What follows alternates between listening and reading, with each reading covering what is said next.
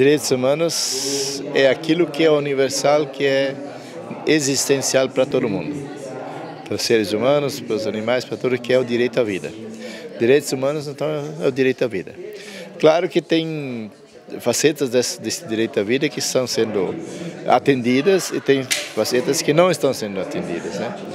Então, a gente, enquanto direitos humanos, a gente tem que saber que uma das coisas que não pode acontecer é a tortura, né? A tortura viola direitos humanos. Então, o tratamento digno a todas as pessoas valoriza direitos humanos. E é independente se a pessoa é negra, se é homem, se é mulher, se é branco, se sei lá o que, né? Todas têm direito ao mesmo tratamento digno, de respeito àquilo que promove a vida dela.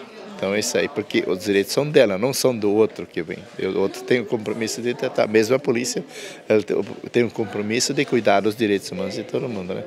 O direito à saúde, direito à segurança, direito à educação na nossa sociedade também, tudo são direitos humanos. Direito a ir e vir, quer dizer, ter um transporte público adequado, né? Cuiabá é um problema isso, né? Então tem esse direito também, né? Essa parte que tem um direito ao saneamento básico, que é também as grandes cidades que tem esse problema todo aí, né? Então, esses são direitos humanos, direito à defesa, direito de nascer, direito de crescer, direito de morrer com dignidade, direito de ter uma aposentadoria digna, direito a ter um lar, ter uma casa onde se sinta bem. Todos são direitos humanos, né? O jornalismo, ele tem papel na defesa desses direitos humanos? Com certeza, né? O jornalismo tem um papel muito grande em relação a isso, porque o jornalismo faz com que as notícias circulem. E, claro, as notícias sempre vão ser seletivas, né? Então, o compromisso do jornalismo, no nosso entendimento, é de que fazer circular as notícias que são de direitos humanos. Então é isso, né? De promover ódio, mas de promover vida, segurança, ter o bem-estar na população. Então, esse acho que é um dos compromissos e até o direito humano do jornalismo de fazer com que isso circule, né? Porque o que se fala nos meios de comunicação, que se torna depois conversa de rua, no fundo, o que vai fazer com que a sociedade funcione de um determinado jeito, né? E o jornalismo é esse, que vai do mundo da vida, de lá onde ele acontece, para o mundo sistêmico, e do mundo sistêmico para a vida. O mundo sistêmico é esse mundo assim de Estado, que é do sistema, né? Do sistema. E o mundo da vida é onde a vida acontece de fato. Então, a imprensa vai lá no mundo da vida, pensando assim, vai entre a minoria, vai entre as populações mais vulneráveis e traz a notícia para o mundo sistêmico, né? Agora, o mundo sistêmico não pode combater essa notícia de lá, ela tem que atender. Isso para nós é o desafio, não está sendo tratado de acordo, né? Muitas vezes os meios de comunicação defendem interesse de poderosos, que não pode ser, né? Porque, claro, pode ser porque as pessoas que são assim, né? Então, mas também deveria ser um outro lado, também deveria aparecer, né? Claro. Hoje, falando agora de forma mais particular em relação a esta noite, como que o senhor avalia a participação dos acadêmicos na noite de hoje, especialmente nesse tema tratado? Não, acho que tem uma visão muito interessante.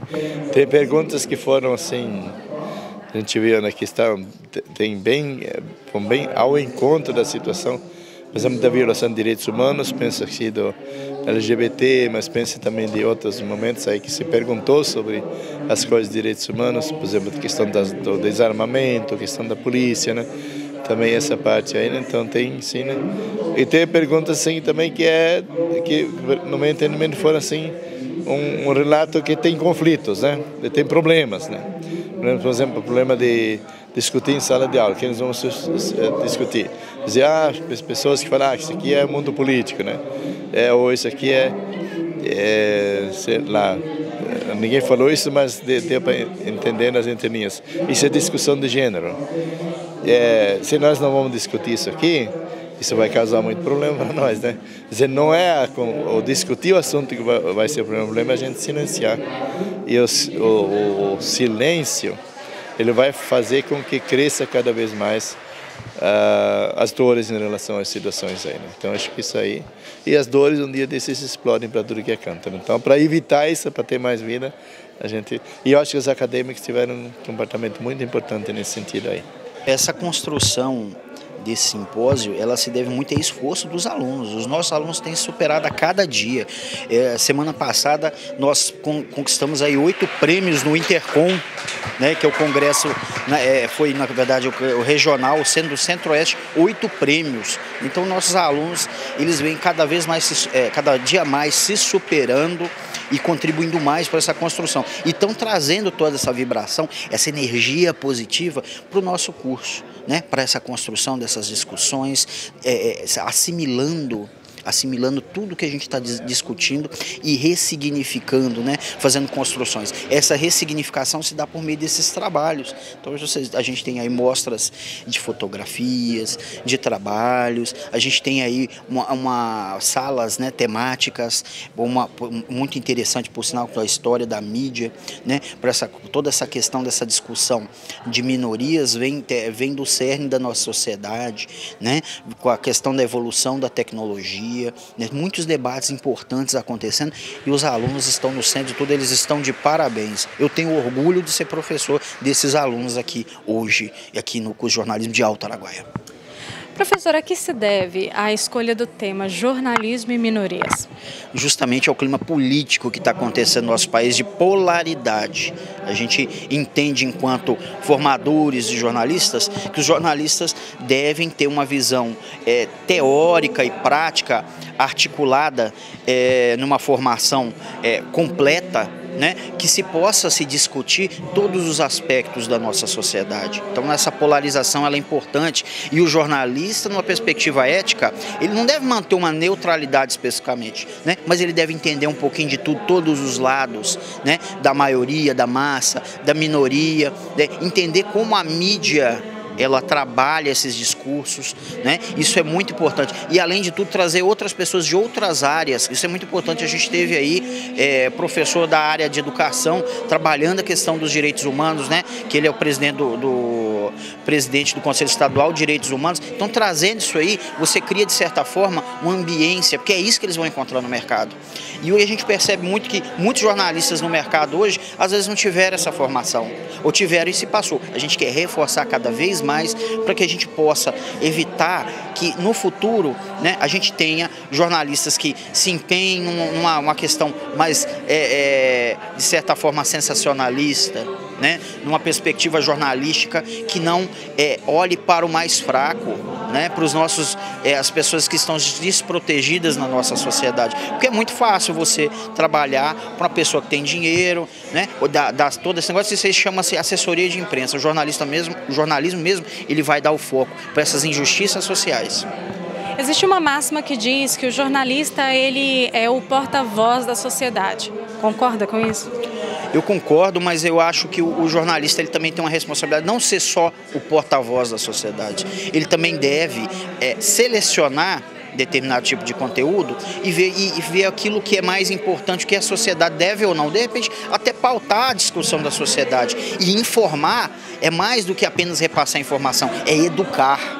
Né? Então não adianta nada eu passar uma matéria do que todo mundo está discutindo na rede social daquilo lá. Você tem que ter uma perspectiva de formação para a sociedade, educar, falar, o que está acontecendo hoje no país, o que é democracia, por que hoje a gente tem tantos escândalos de corrupção no nosso país, porque a população média, o cidadão comum, ele não tem essa informação cotidiana. O jornalista ele entra justamente aí, ele tendo uma boa formação, ele vai esmiuçar isso, explicar para o cidadão, para que ele possa formar a sua própria opinião abalizada, para que posteriormente ele não venha se arrepender muitas vezes do lado ou de uma perspectiva que ele defendeu, mesmo sem entender.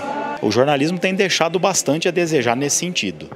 A própria fala do professor Teobaldo mostra isso, que as demandas desses movimentos mais minoritários, que são as demandas dos direitos humanos, elas acabam ficando restritas a pequenos grupos militantes que tentam levar algumas agendas junto aos governos, seja municipal, federal ou estadual. Então, se está acontecendo isso, quer dizer, se a demanda dos direitos humanos está ficando restrita a pequenos grupos, é porque o jornalismo está deixando a desejar naquilo que se esperava dele. Porque com a repercussão, como o nosso trabalho tem uma repercussão grande, Se a gente desse um pouco mais de atenção a isso, a essas questões que afetam principalmente as camadas mais desfavorecidas economicamente, talvez a gente não resolvesse todos os problemas, mas os problemas seriam minorados consideravelmente.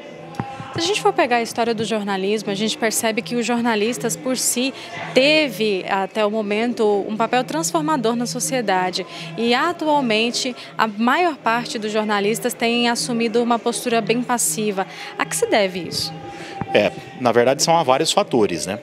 Como eu disse lá, pode haver um problema da nossa parte, e eu falo em nome dos professores, né? Então pode haver uma falha no processo de ensino-aprendizagem que está acontecendo dentro da academia e a gente precisa então parar para pensar de que maneira podemos fazer diferente, mas há também um movimento que é de fora para dentro. Então há um discurso muito convincente das empresas, porque o jornalismo nada mais é também, ele se manifesta pela atuação de empresas, no sentido de acabar fazendo um trabalho diferente daquele que a gente tenta preparar na academia. Há então um desacordo entre academia e mercado de trabalho. Volto a dizer, pode ser em função de uma falha nossa, mas há também um problema que é externo e que se a gente não resolver esses dois, nós vamos continuar encontrando desacordos, né? A gente vai até um determinado momento preparar o estudante de uma forma, mas depois ele vai acabar atuando de outra. Esse é um problema sério que a gente precisa resolver. Nós percebemos, especialmente ali durante o momento em que ficou aberto para perguntas, a gente percebeu a participação dos acadêmicos. Isso já é um ponto positivo para que essa transformação aconteça? Demais, né? Então, se a noite de hoje, com todas as atividades que aconteceram, né, desde as manifestações culturais dos estudantes, a nossa fala e depois a participação deles servir para criar uma fagulha, né, no sentido de chamar a atenção deles e a nossa também para algumas questões nesse sentido, vai ser extremamente positivo.